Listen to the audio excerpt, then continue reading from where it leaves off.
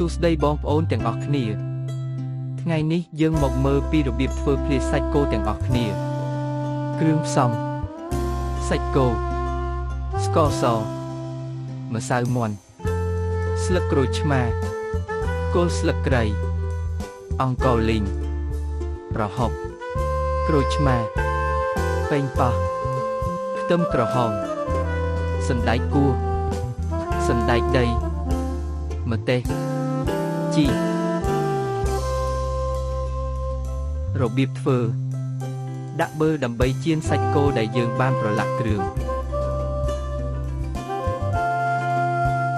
ចៀនសាច់កុំឲ្យឆ្អិនពេករួចលើកទុក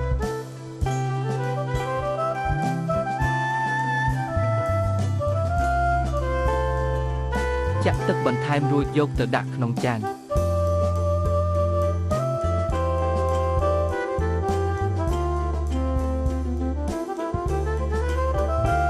ដាក់ស្ករសម្សៅមាន់ស្លឹកក្រូចឆ្មាគល់ស្លឹកគ្រៃអង្ករលីង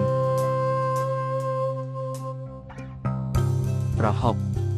ក្រូចឆ្មាដាក់ទៅតាមចំណង់ចំណូលចិត្តដាក់ទឹកបន្ថែមរួចហាន់សាច់គោដាក់ចូល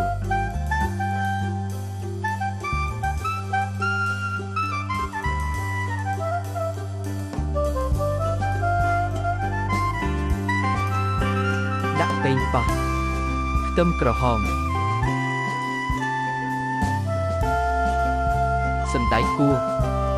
សណ្តែកដីម្ទេសច្របល់ឲ្យចូលជាតិ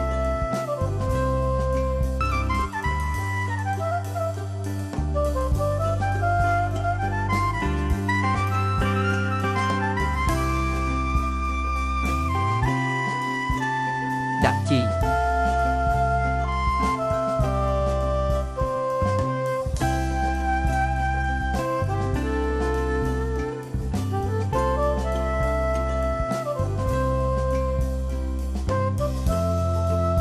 រួចលើកដាក់ចានជាការស្រេច